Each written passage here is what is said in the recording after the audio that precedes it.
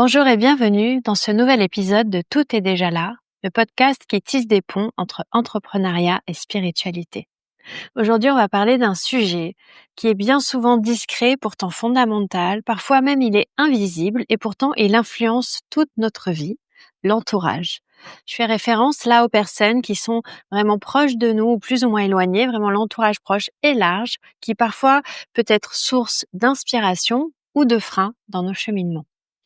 Alors pourquoi ce sujet? Parce qu'en fait, quand on se lance dans l'entrepreneuriat ou quand on suit un chemin spirituel, l'entourage est vraiment clé et c'est vraiment très important de choisir les personnes avec lesquelles tu passes du temps, mais aussi de choisir les personnes avec lesquelles tu décides de ne plus passer de temps. Hem, Ça peut être l'entourage, il peut vraiment être soit un levier pour t'accompagner et t'encourager, soit vraiment un frein et te plomber au quotidien. Donc dans cet épisode, je vais te partager avec toi des outils que j'utilise dans mes accompagnements, individuels, parfois en groupe également. On va parler dans un premier temps de quelques notions, au niveau des neurosciences, qui expliquent en fait nos interactions avec les autres. Si c'est un sujet qui te passionne, vraiment, je t'invite à faire tes propres recherches parce qu'il y a énormément de choses qui sont découvertes sur nos interactions sociales, sur nos biais en ce moment. Donc c'est un sujet qui est très vaste. Donc là, je vais juste l'effleurer. On va voir aussi ensemble comment reconnaître un entourage qui va t'élever par rapport à un entourage qui va te tirer vers le bas. On va poser des questions d'introspection pour revisiter tes relations et on va avoir des pistes concrètes également pour cultiver un cercle qui soit aligné avec ton chemin, notamment avec un exercice que j'applique très régulièrement et à chaque fois que je conseille également aux personnes que j'accompagne, elles me disent: «Mais c'est dingue parce que ça permet de clarifier son entourage». Donc on va débuter avec ce petit point rapide, au niveau des neurosciences. Encore une fois, c'est un sujet qui est passionnant, donc n'hésite pas à mettre le doigt dedans. Par contre, si tu es comme moi, c'est vraiment, j'ai pas envie de dire que c'est un gouffre sans fond, mais il y a tellement de choses passionnantes à creuser, à découvrir que ça peut prendre du temps. Au niveau des neurosciences, il y a plusieurs choses que je voulais nommer. Il y en a 3 principalement. Il y a les neurones miroirs, c'est-à-dire que, on a découvert dans les années 90, les neurones miroirs qui expliqueraient en fait pourquoi on a tendance à reproduire le comportement des situations ou des personnes avec lesquelles on passe du temps.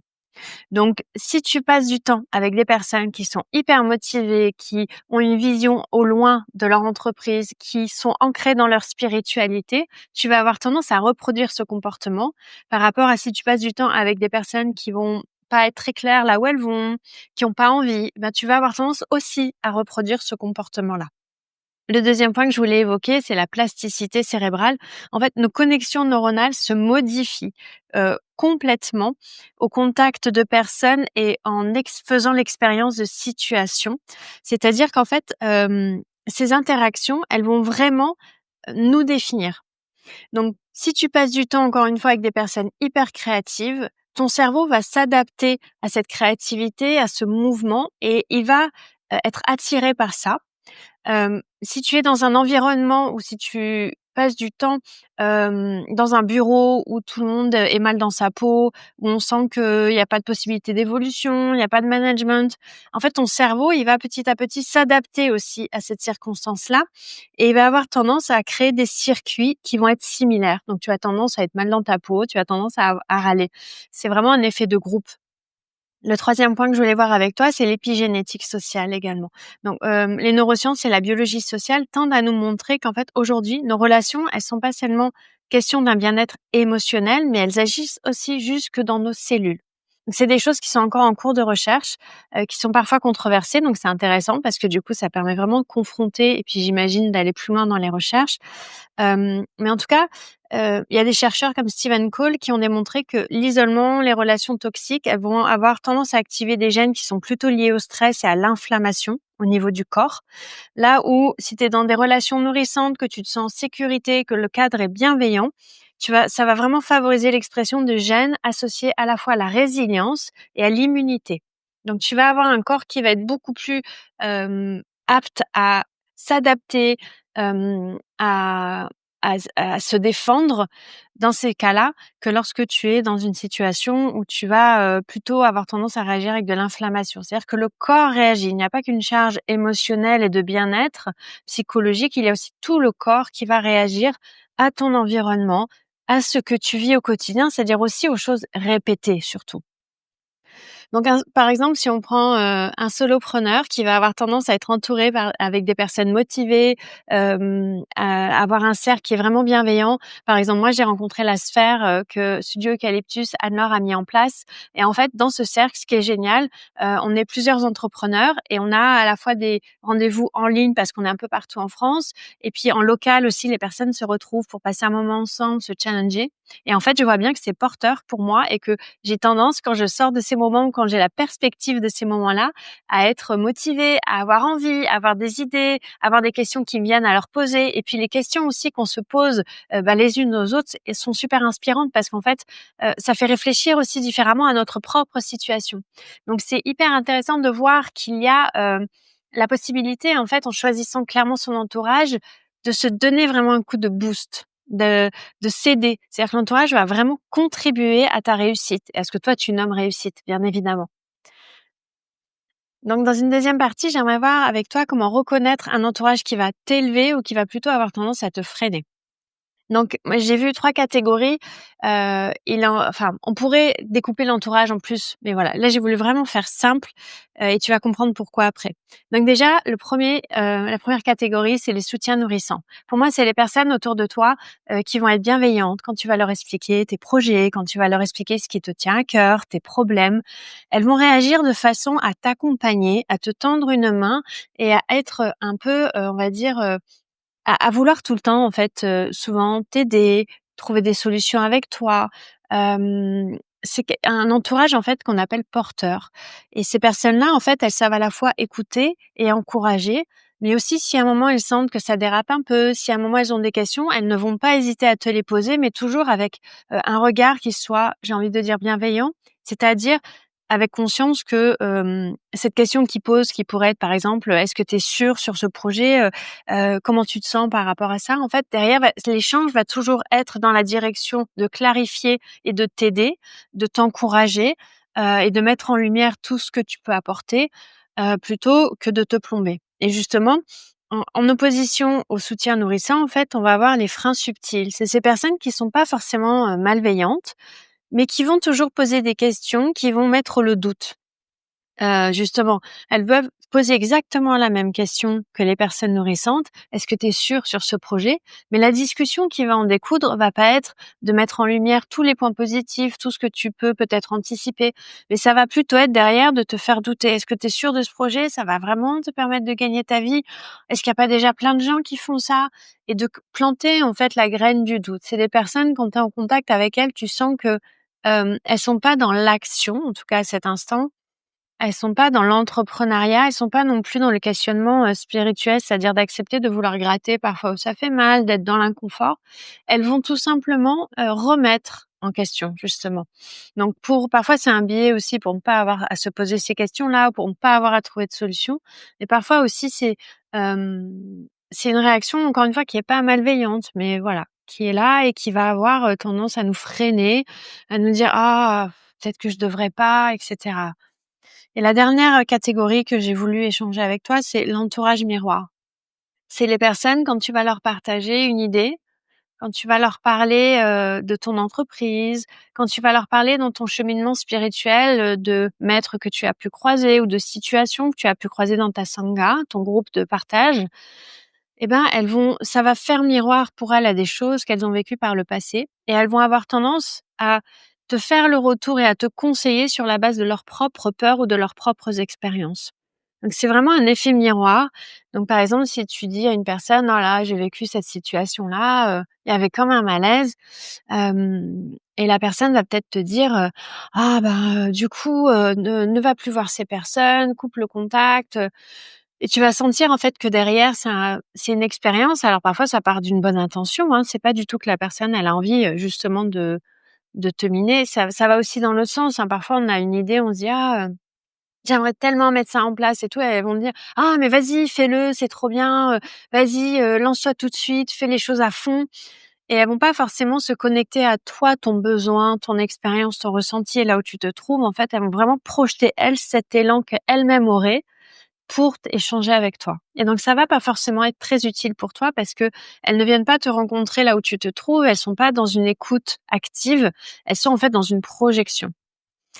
Et voilà, ces 3 personnes, je voulais te parler de ces 3 catégories, parce qu'en fait, maintenant, j'aimerais que tu te rappelles, la dernière fois que tu es sorti d'un échange. Ça peut être un déjeuner, par exemple, ça peut être, une session de travail, de coworking, où tu en es ressorti boosté. C'est-à-dire que tu es sorti de là et tu t'es dit: «Je vais conquérir le monde, heu, tout va très bien se passer, je peux le faire». Et en opposition, de repenser à un autre moment ou un autre échange où tu en es ressorti en te disant: «Oh là là, ça va pas du tout» et tu avais juste envie, en fait, de te mettre en boule dans ton canapé avec une couverture ou d'aller marcher dans la nature, en fait, et de t'éloigner de certaines choses pour, prendre un temps, en fait, d'observation. Et observe si la personne qui t'a reboosté ou les personnes qui t'ont reboosté et celles qui t'ont peut-être plombé, ce sont toujours les mêmes. Ça va déjà te donner un indice, en fait, sur la suite qu'on va échanger.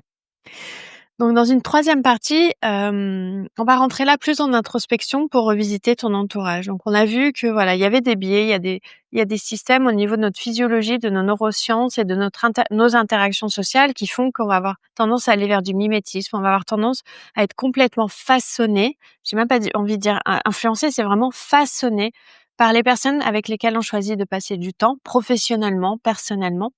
On a vu qu'il y avait plusieurs catégories de personnes aussi, plusieurs choses. Et là, en fait, ce que j'aimerais qu'on voit ensemble, c'est se poser des questions d'introspection. Donc, si tu es en train de conduire ou autre, réponds peut-être, mentalement pour l'instant à ces questions. Si tu as l'occasion, prends un carnet, prends un stylo et hésite pas à faire pause aussi dans l'épisode au fur et à mesure pour avancer. Donc ces questions, en fait, elles vont surtout te servir à prendre du recul. Donc déjà, j'aimerais que tu notes 3 personnes avec qui tu passes le plus de temps dans tes journées au quotidien. 3 personnes avec lesquelles tu passes le plus de temps. Ensuite, j'aimerais que tu observes ce qu'elles te donnent en termes d'énergie. C'est-à-dire, est-ce que justement elles te donnent de l'énergie, elles te regonflent à bloc? Est-ce qu'elles t'apaisent? Est-ce qu'elles t'apportent une autre vue sur des situations? Est-ce qu'elles t'inspirent? Ou au contraire, est-ce que tu as tendance, quand tu ressors, d'un moment passé avec ces personnes, que ce soit un échange téléphonique ou un déjeuner ou une réunion de travail, est-ce que tu en ressors en te disant: «Elle m'a drainé de mon énergie, je suis vidée, je suis crevée, là, faut que je me remette au boulot, ça va être compliqué» ou là, dans mon chemin spirituel, j'ai l'impression qu'elle m'a tout repompé, puis j'ai des doutes, je sais pas, voilà. Vois sur ces 3 personnes avec lesquelles tu passes le plus de temps, où est-ce que tu les places? Est-ce qu'elles sont plutôt nourrissantes? Est-ce qu'elles sont plutôt drainantes? Et la façon dont on parle de l'entourage peut parfois sembler crue parce qu'on a été élevé, surtout dans notre culture, à respecter certaines personnes, par exemple les anciens, les aïeux, à ne pas dire certaines choses à notre entourage parce que ça pourrait blesser. Je pense qu'aujourd'hui, il est temps qu'on sorte de tout ça parce qu'à nourrir ces schémas-là, hem, à maintenir des relations qui nous font du mal malgré la douleur que l'on ressent, à ne pas dire les choses aux personnes, malgré ce que l'on peut parfois percevoir. Alors attention, quand je dis dire les choses aux personnes, c'est s'assurer, est-ce que c'est utile? Est-ce que vraiment ça va, à notre sens, lui permettre d'en ressortir quelque chose, ce qu'on va lui dire ou pas? Et est-ce que c'est le bon moment? Et ensuite de s'assurer en demandant à la personne: «Est-ce que je peux te partager quelque chose que je ressens, que je vois, ou est-ce que voilà, pour toi c'est pas OK?» On demande toujours l'avis à une personne avant de lui donner un conseil ou avant de lui dire quoi faire et comment faire. Ça aussi, c'est un biais qu'on a dans notre société. Si quelqu'un a un problème, on veut aider à tout prix, on va avoir tendance à dire à la personne: «Ah, tu devrais faire ça» ou «Ah, mais peut-être quand tu es sans ça». Alors qu'en fait, bien souvent, la première chose à faire, c'est d'écouter la personne, d'avoir une écoute active et ensuite de lui demander ce dont elle a besoin et en fonction de la réponse, de voir comment on peut l'aider. Comment je peux t'aider? C'est pas, en projetant directement et je suis pas en train de dire qu'il faut manquer de respect à nos aïeux, loin de là. Mais je pense que parfois, même malgré quel que soit l'âge, c'est bon de dire les choses aux personnes ou c'est bon de prendre une distance. Si tu veux avoir un entourage qui te porte, il faut que ce soit des personnes qui aient les mêmes valeurs que toi, mais aussi des personnes qui sachent ce dont tu as besoin. Donc il faut que tu puisses exprimer ce dont tu as besoin et donc il faut que tu sois dans un cadre sécurisé. Voilà, c'est là où je voulais en venir. Donc la première question, les 3 personnes avec lesquelles tu passes le plus de temps. Sur ces 3 personnes, quelles sont celles qui te nourrissent? Quelles sont celles qui peut-être te drainent? Peut-être les 3 te nourrissent et c'est merveilleux, hein. Est-ce que tu peux partager tes rêves avec elles sans avoir peur d'être jugé? Ça aussi, c'est hyper intéressant.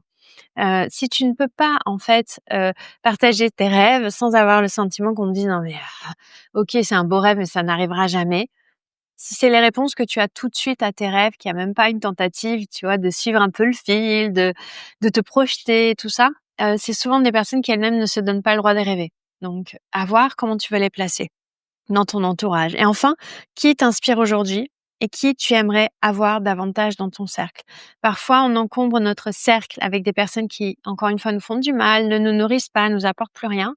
Ça prend de l'espace pour des personnes qui pourraient nous inspirer, à qui on pourrait, offrir aussi beaucoup de choses si elles le souhaitent. Donc en fait, moi je vois vraiment l'entourage comme un organisme, un éco-organisme vivant qui est perpétuellement en mouvement. Il y a des points qui sont fixes. Il y a des personnes, on sait qu'elles seront là, toujours. Il y a des personnes qui vont, qui viennent, il y a des personnes qui font que traverser et c'est OK. Mais, en ayant ça au clair, en fait, tu vois à quel point, le fait que ça change et le fait qu'il y ait la possibilité de faire de la place, de rapprocher, d'éloigner, ça va te permettre de grandir aussi dans ton cheminement. Donc c'est là où, j'ai envie de te demander maintenant, au-delà de ces 3 personnes, donc tu as noté en haut de ta feuille, maintenant j'aimerais que tu listes les personnes qui t'inspirent, qui t'encouragent dans ton entourage. Donc là, tu vas aller peut-être sur 10 personnes et les personnes qui, au contraire, encore une fois, te plombent. J'aimerais que tu les listes vraiment et fais-le, avec beaucoup d'honnêteté. Personne n'est obligé de relire ta feuille derrière. Tu peux très bien décider ensuite de la brûler ou de la déchirer, de la mettre à la poubelle. Mais là, pose vraiment noir sur blanc les personnes qui m'inspirent. Et ça peut être des personnes qui sont pas encore dans ton cercle et ça peut être des personnes qui sont déjà dans ton cercle. Hem et vraiment de noter tout ça. Et ça va te permettre aussi de savoir quels impacts, en fait, ces personnes ont sur toi, de vraiment mettre ça à plat. Donc si tu veux avoir aussi plus d'informations, sur à quel point les personnes qui t'inspirent peuvent te porter et t'accompagner, je t'invite vraiment à aller écouter l'épisode 23 de ce podcast qui faisait partie de la série Cœur à cœur, dans lequel je te parle vraiment du rôle que les personnes qui t'inspirent peuvent avoir et l'impact qu'elles peuvent avoir sur ta vie. Donc maintenant, on va aller voir justement en pratique avec cette liste-là, un exercice que j'adore partager. Donc, on va cultiver maintenant un cercle qui est aligné avec tes valeurs, avec tes besoins du moment, avec tes souhaits, mais aussi, quand tu penses au cercle, bien évidemment, c'est intéressant de voir ce que la personne t'apporte, mais il faut aussi que tu vois ce que toi tu peux apporter à cette personne. Parfois, on se rend compte que, on a des amitiés qui malheureusement sont devenues à sens unique ou ne sont plus alignées sur la même fréquence et on a beau aimer la personne très fort, en fait, il est temps de dire, stop et il est temps que cette personne, puisse que nous, on puisse mettre de la distance avec cette personne et que cette personne puisse faire de même. Ce que je veux dire par là, c'est que ton entourage, c'est dans les 2 directions qu'il faut voir. À la fois ce que la personne va t'apporter, mais aussi ce que toi tu as à offrir à cette personne-là. Hein, c'est pas à sens unique, c'est pas uniquement moi je, moi je, moi je, c'est nous en fait, hein. C'est je, tu et nous. C'est là où c'est vraiment une relation qui se crée, qui se tisse. Donc pour pouvoir, faire cet exercice-là, tu vas prendre une page blanche et moi j'aime bien avoir 2 couleurs différentes, mais tu peux avoir qu'une seule couleur. C'est ma passion pour les couleurs. Mais voilà, d'avoir cet outil-là sous la main. Tu vas, avec une des couleurs ou avec ton stylo, dessiner un cercle au centre de la feuille et ensuite tu vas dessiner un autre cercle autour de ce cercle et puis à nouveau un cercle plus grand et comme ça tu vas dessiner en fait 5 cercles les uns dans les autres. Ouais. Donc si tu es sur YouTube, je le fais en même temps que toi. Si tu es en audio, t'inquiète pas, c'est pas compliqué. Tu vas réussir à faire l'exercice sans avoir l'image. Donc quand tu as fait ces 5 cercles, il faut que tu te dises que chaque cercle représente un niveau de ton entourage. Donc le cercle du milieu, c'est ton cercle le plus proche. Donc c'est sûrement les 3 personnes que tu as listées tout à l'heure, que tu vois régulièrement. À date, elles sont dans ce cercle-là. C'est les personnes les plus proches de toi. Souvent, c'est le foyer. Si tu as des enfants et conjoints, elles sont aussi dans ce cercle-là. Ensuite, tu vas avoir un cercle un peu plus éloigné. Souvent, c'est les super potes, les amis, les partenaires, les clients avec qui tu échanges très régulièrement. Et en fait, cette carte, c'est un instant T. Donc ça peut être parce que tu travailles en ce moment avec un client sur un projet, je sais pas, un énorme shooting photo, un livre que tu coécris avec quelqu'un. Ben, dans le 2e cercle, tu vas peut-être en ce moment avoir cette personne-là. Ensuite, tu vois, tu vas t'éloigner et dans le cercle suivant, ça va être les personnes encore un peu plus éloignées et cetera jusqu'à 5. Je te recommande de pas aller au-delà de 8 cercles parce que ça commence à faire beaucoup de monde, souvent et à 5 cercles, en fait, on a déjà une vue de notre entourage et de là où on se place. Donc je vais t'inviter maintenant à lister dans chaque cercle 3 personnes, qui correspondent à ce niveau-là. Donc par exemple, moi dans le premier, je mettrais, c'est le cercle le plus proche, donc mon conjoint, ma fille. En ce moment, je passe pas mal de temps avec ma maman. Et j'ai une amie également avec qui je passe beaucoup de temps en ce moment. Voilà, bon j'en ai 4, tu vois? Comme quoi, il y a pas de règle. La règle, c'est qu'il y a pas de règle. Dans le cercle élargi, pour moi, en ce moment, ça va surtout être des collègues, parce qu'en ce moment, j'ai beaucoup resserré mon cercle business, et créatif pour me sentir soutenue parce que je sens que je suis dans un moment de ma vie où j'ai vraiment besoin, parce que je passe beaucoup à l'action, je mets beaucoup de choses en place, donc j'ai besoin de personnes inspirantes autour de moi, comme la sphère dont je te parlais tout à l'heure, ce cercle de soutien vraiment de femmes. Pour moi, il est là. Voilà, donc je vais vraiment en ce moment avoir dans ce 2e cercle des personnes, qui me portent et en ce moment, c'est plutôt business et spiritualité. Dans le 3e cercle, hop, tu t'éloignes encore d'un cran, donc tu peux avoir des personnes. Ça peut être des amis que tu vois moins souvent, ça peut être des partenaires que tu croises de temps en temps, ça peut être, ton voisin et ta voisine si tu les vois régulièrement, par exemple, avec qui tu échanges régulièrement, et cetera. Donc sur ces 5 cercles, à chaque fois, tu vas noter, hop, 3 personnes, peut-être plus, hein, tu l'as vu. Moi, j'ai commencé direct en biaisant la règle, j'en ai mis 4. Mais voilà, tu vas noter 3 personnes et ensuite observe s'il manque des personnes et place-les dans les cercles.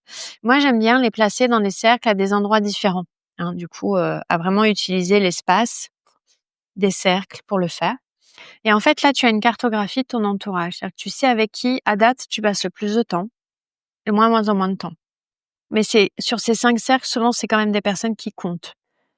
Et je vais t'inviter maintenant à enlever cette feuille ou à en prendre une autre et maintenant à dessiner la même carte, mais avec réellement les personnes que tu veux dans chacun de ces cercles. C'est-à-dire les personnes avec qui tu veux passer du temps au quotidien, les personnes qui sont très proches de toi, sur ton chemin spirituel, sur ta créativité, sur tes projets, sur ta famille, que tu veux vraiment proche de toi, et cetera. Mais vraiment de mettre les 2 en parallèle. Et de voir du coup, est-ce qu'il y a des personnes qui doivent bouger d'un cercle à l'autre ou sortir? Est-ce qu'il y a des personnes qui doivent rentrer dans le cercle? Ce qu'on évoquait tout à l'heure, est-ce qu'il y a des personnes qui t'inspirent, et qui sont pas encore dans ces cercles? Donc ça va vraiment te donner de la clarté. C'est un super exercice et je t'invite à le faire régulièrement pour que tu puisses, voir comment ça évolue et t'assurer que ton entourage est toujours source de soutien, de joie pour toi, et non pas, de drainer ton énergie ou de te tirer vers le bas. Mmh. Encore une fois, c'est à double sens. D'accord? C'est pas que moi. C'est pas je. C'est vraiment je, tu, nous. Et s'il y a des choses qui sont pas claires, moi, parfois, j'ai fait des cercles et je me suis dit: «Tiens, il faudrait que je clarifie cette amitié avec cette personne» et ça a été très intéressant de le faire. Donc ce cercle-là, il va aussi te permettre, du coup, de poser des limites. C'est-à-dire de dire, on n'a pas besoin de couper brutalement. Tu es pas obligé de dire: «Ah, je pose mes limites, paf, pif, hop, plus de contact». Souvent, quand on en arrive là, c'est qu'on a trop attendu. C'est-à-dire qu'il y a quelque chose qui était déjà blessé ou en questionnement et il y a eu la goutte de trop, comme on dit, et on a besoin de prendre de la distance. Mais même dans ces cas-là, je t'invite à le verbaliser, à dire: «Je suis désolée, là, ce qui s'est passé, c'est pas, du tout acceptable pour moi, donc je vais prendre du temps». Voilà. Et je te recontacterai quand je sentirai mieux ou peut-être toi, tu vas me recontacter quand tu auras pu y réfléchir pour qu'on échange là-dessus, hein. Par exemple, si la personne est très en colère, ça peut être bien de lui laisser du temps pour se calmer. Ça va te permettre aussi de rechercher de l'inspiration. C'est ce qui va nourrir ton cercle aligné vraiment avec toi. Quelles sont les personnes vraiment qui t'inspirent? Et pour ça, tu peux, comme moi, rejoindre un cercle d'entrepreneuses comme la Sphère. Tu peux aller chercher des masterminds, tu peux aller dans des retraites de yoga. Là, on en organise une en novembre. Je vois le cercle qui se forme pour cette retraite. Tu vois, même en le disant, je souris parce que je sais qu'il va y avoir des liens qui vont se faire, c'est sûr. Parce que, en fait, quand on va dans un espace et qu'on choisit de participer à un moment comme cette retraite de yoga qui est à l'entrée de l'hiver, début novembre, très cocooning, que je co-enseigne avec Coralie, donc il y a un duo de yoga, de shiatsu, les personnes qui veulent venir, elles recherchent la même chose. Il n'y a pas de mystère et donc, il va y avoir des liens qui vont se faire, il va y avoir des échanges qui vont être là et je les vois déjà se profiler. Donc voilà, ça, c'est de l'inspiration.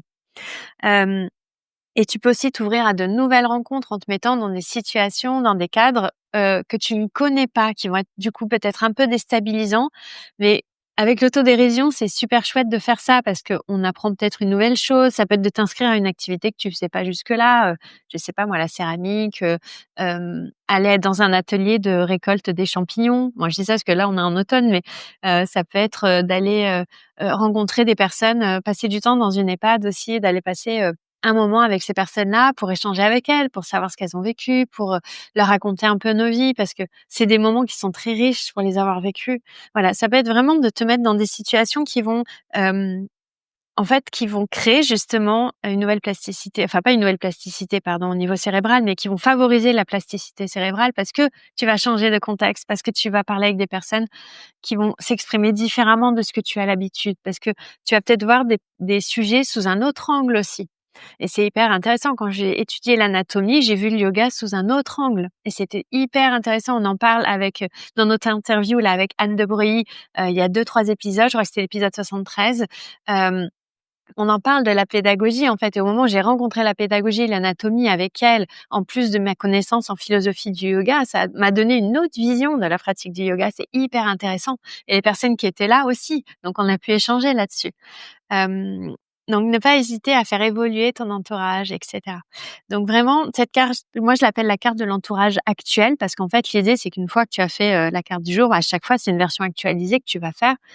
Elle va, te montrer qui te soutient, qui t'inspire, qui t'encourage et elle va te permettre aussi parfois peut-être de clôturer certaines relations, de les mettre en pause. Hem, tout ça, c'est fait avec douceur, hein. L'idée, c'est pas de juger, c'est pas de couper. Encore une fois, c'est pas d'être dans quelque chose qui soit, dans le non-respect de toi ou de l'autre. C'est juste de clarifier et au contraire, je trouve que clarifier ces choses-là, c'est une grande preuve de respect et d'amour. Donc ce petit exercice, tu peux le faire à la fréquence qui te convient. Tu peux le faire, tous les 6 mois, tous les ans. Moi, je sais que, par exemple, tous les ans, je le fais à minima pour mon nouvel an. Donc mon nouvel an, c'est fin janvier, juste avant l'entrée dans le printemps. Mais voilà, tu peux aussi dire que tu le fais à la rentrée, si tu déménages, s'il y a eu un chamboulement de vie, bah, voilà, ça peut être l'occasion de reposer, en fait, sur qui je peux m'appuyer en ce moment. Voilà. Donc n'hésite vraiment pas et puis n'hésite pas à me partager aussi comment tu te sens par rapport à cet exercice. Et si tu veux prolonger cette réflexion, vraiment, je t'encourage à écouter d'autres épisodes du podcast, notamment l'épisode précédent sur spiritualité et entrepreneuriat, où je mets les 2 pieds dans le plat pour expliquer à quel point les 2 domaines devraient être tissés ensemble et non dissociés. On ne devrait pas entreprendre sans une part de spiritualité, qu'est-ce que soit le nom qu'on lui donne, et un chemin spirituel ne devrait jamais être un frein à l'entrepreneuriat. C'est vraiment important. Donc n'hésite pas à aller écouter cet épisode et à me dire ce que tu en penses. Tu peux aussi retrouver la série Cœur à cœur que j'avais diffusée il y a quelques mois, dans laquelle je partage des épisodes un petit peu plus intimes, un peu plus courts. En fait, des conseils de lecture, des astuces pour déployer ta multipotentialité, comment reconnaître aussi la valeur de ce que tu crées. Voilà, tout ça, c'est dans la série qui s'appelait Cœur à cœur. En tout cas, je suis heureuse que tu aies écouté cet épisode jusqu'au bout. Prends le temps dont tu as besoin pour suivre ces recommandations et ces expérimentations, ces explorations. Vraiment, pour construire un entourage qui soit source à la fois de joie et de soutien pour toi, il va falloir un peu de temps, d'observation et d'ajustement. Si cet épisode t'a inspiré, n'hésite vraiment pas à le partager avec une personne qui a besoin d'entendre ces conseils et ces informations. Et surtout, abonne-toi pour ne manquer aucun épisode. On se retrouve la semaine prochaine pour un nouvel épisode. Ce sera un nouveau book club. D'ici là, n'oublie pas, tout est déjà là.